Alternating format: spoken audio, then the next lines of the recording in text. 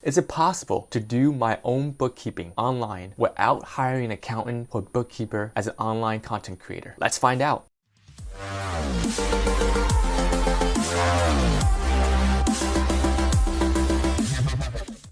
This is Alan Chen with the Free Cash Flow Agency, and I am a certified public accountant. First of all, thank you for watching this video. In this video, I want to go over this popular questions we get in our inbox all the time. Is it possible to learn to do my own bookkeeping online content creator, or just an online content creator? And the short answer is absolutely. There's dozens of tools and software right now available to help online entrepreneurs figure out exactly how to do that, handle their own bookkeeping and taxes for their online business. To name a few of the more popular ones, we have, of course, Quickbooks Online, but then we also have these other options: FreshBooks, Sage, Xero, and Wave. I'll recommend this software is definitely Quickbooks Online, simply because it is the most widely used accounting software out there, and that means you can expect them to always be up to date with the latest tax laws, and also have the most available integrations all over the internet, which is really important these days in the world of interconnected technology. You want something that can play nicely with most software solutions you are using out there. There's definitely a learning curve to use Quickbooks Online, but they do offer a comprehensive tutorial and video guide on how to use the different functionalities of the bookkeeping software. I would say the time investment it would take to get properly set up would be around 10 to 12 hours. It is worth the effort to understand your way around,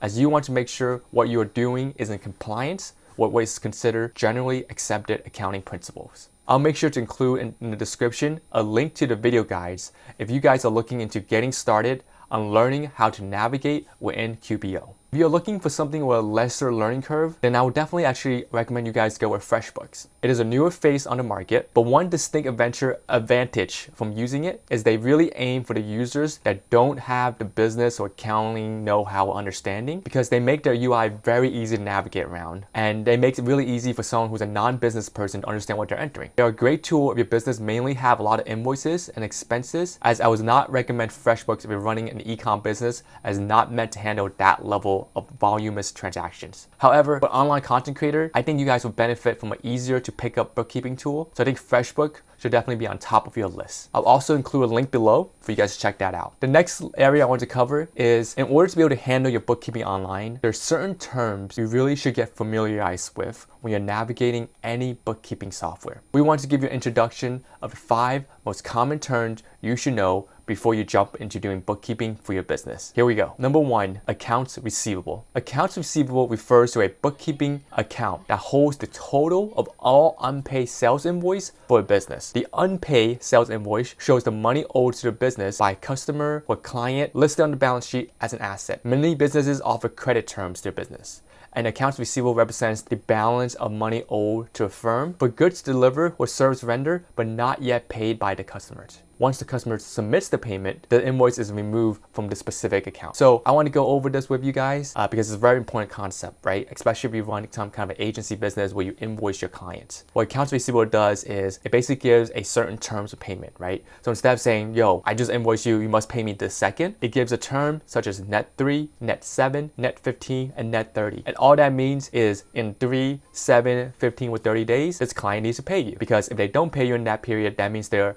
past due, and usually you can attach some kind of interest or penalty on top of it if that's the terms you guys agree to, that they need to pay in that many days. So accounts receivable basically keep tracks of that, right? Anytime the customer haven't paid you, but you have invoiced them, it's an account that keeps track of it, so that you know exactly who still owes you money in your business. Next concept, we want to talk about accounts payable. Accounts payable, or AP, is a record of all unpaid bills amount owed by the business to suppliers, other businesses, and vendors on any given day by a business. On the balance sheet, you'll find accounts payable as a liability. Think of this as an IOU to your creditors or suppliers that must be satisfied within a certain time frame to avoid default. Similar to an AR, or accounts receivable, this is removed from the balance sheet once the bill is paid. So we want to talk about this because this is kind of like the opposite of accounts receivable. Accounts payable is basically an account accounts receivable on the vendor's books. So for you, that means this is an amount that we want as a business to remember so that we don't forget that we owe a certain amount of money or some other vendor or some other supplier that given us a certain service. So we put this on the books for any time that they have invoiced us, but we haven't paid that bill. So in the world right now, there's a lot of automation right now with, you get charged automatic, right? For like a lot of SaaS services, I would say, like, you can think of it as a Shopify or Netflix, if you think about it, as where they just bill you automatically, which is fine, which is what I think a lot of companies prefer right now. They get that payment upfront. There are opportunities where,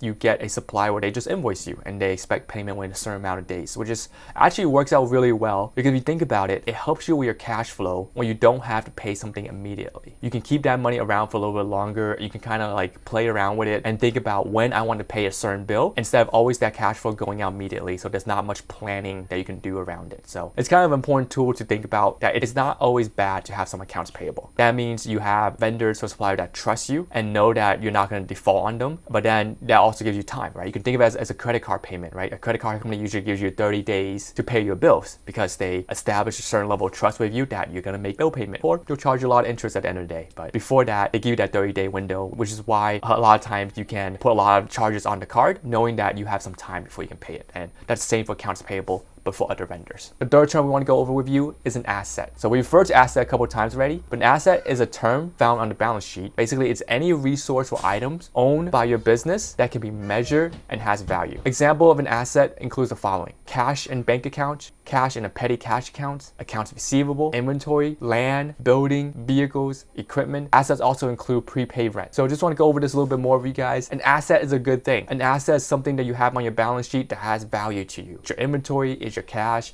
It's something that your business is value on. Basically, it's evaluated on how much good asset you have. How much asset is positive things in your company that you can have and that you can present to your investors or anyone that looks at your balance sheet or your financials. That's the first thing they want to know. What kind of asset do you have on your books? Do you have accounts receivable? Do you have people owing you money? Do you have inventory? How much inventory do you have on hand? And what is the value of that inventory at market value? So it's a great thing to have. The fourth concept we want to go over to review is balance sheet. A balance sheet report shows the business owners and managers how much equity lies in your business, how much assets your business owes, and what outstanding liabilities your business owes. The balance sheet falls in line with the accounting equation. This is another key financial statement that provides a snapshot of your company's financial position at a specific date. Just like taking a family portrait every Christmas and compiling a photo album, you can compare the picture of your business year to year to identify any kind of changes in your business. So a balance sheet, basically, it gives you the whole picture of your business. You have your assets, which we just talking about in the last definition. You have your liabilities, which is the money that you owe other businesses. And then you have your owner's equity. Your owner's equity is basically you as the owner of business or multiple owners of business has put in the business. That's your part of the money that you have invested into your business. So usually the equation for this will be asset equals liability plus owner's equity. So the fifth definition we'll go over for review is bank reconciliation. Bank reconciliation, this is kind of like the total of your debits and credit that's on your bank statement. The bank recon is important because it allows you to detect fraud, prevents overdraft, and identify bank errors and forecast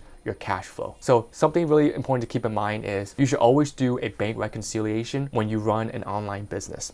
You can do this pretty easily, I would say, in QuickBooks, but basically it lets you compare what you think is on your books, what you believe is on your bookkeeping ledger versus what's actually the bank statement is saying that end of the hand your ending cash balance is. And you really want those two things to match because cash is king. You want your cash to always be in line with each other, so you always know how much cash flow you have available to you. You don't want that to be misaligned because that's like one of the, I would say, the easiest mistakes that people catch on, that your business is not very well run if you don't even know how much cash on hand you have. Cash is actually one of the, I would say, the easiest concept to keep track of because it's literally just your bank account, right? Each bank account, you should be able to know at the end of the day how much went out, how much came in, and it should agree with what you have booked in your bookkeeping also. So I said there was only gonna be 5 concepts, but I'm gonna quickly run over a few others because there's so many great bookkeeping concepts that I really think business owners should know out there. So I'm gonna quickly just get your mind familiarized with more terms that really is available out there. So then, if you're interested in these terms, you should go and Google them, learn more about them, and learn how to use them in your business. All right, we're gonna keep going. Number 6. Break-even point. This is the sales volume at which a business can exactly cover its fixed and variable expenses. This is something you really want to calculate, especially in a business where you got to know how much expense you really can take on while still breaking even and still be able to not lose money while growing your business. The next term, number 7, is cash flow. So the term cash flow refers to a report of the movement of cash and cash equivalent. Cash equivalent is basically short-term liquid assets such as treasury bills. It's going into and out of your business. Positive cash flow allows your business to meet current obligations, reinvest, and plan for future growth. You want that. Utilizing a cash flow forecast can help your business estimate the income, expenses for the years ahead. These figures will be based on prior earnings and costs and can help a business work out their sales goals and their budgets. Next term is cost of goods sold. Cost of goods sold or cost of sales. This metric refers to all expenses directly tied to the sales of product in your inventory. Cost also refers to the cost to your business of any part or stock that are sold to customers. For service-oriented business, this additionally represents the cost of manufacturing expense and service vendor. Number 9. Expenses refer to money spent or costs incurred to generate sales. Most purchases made in your business are categorized as an expense. These appear on the profit and loss report and can be used to reduce the amount of tax owed to the government if they're taxable expenses. Examples of expense include wages, utilities, office supplies, and marketing expense such as your ad spend. Number 10. Revenue. Revenue represents the sales a company earns providing a service or selling a product, also known as sales. This is the first line that appears in the income statement and probably the first number you see on a Shopify screenshot. There's obviously tons more terms that we could introduce here, but I think this will be a good start to get yourself going in the right direction before you start doing your own bookkeeping online. We want to end this video with letting you guys know why accurate bookkeeping matters, and we'll give you 3 reasons right now. Accurate bookkeeping means you understand your financial pictures. Accurate bookkeeping means greater tax savings at the end of the year, and accurate bookkeeping means you are ready to sell your business at the end of the day because someone else is confident to buy your business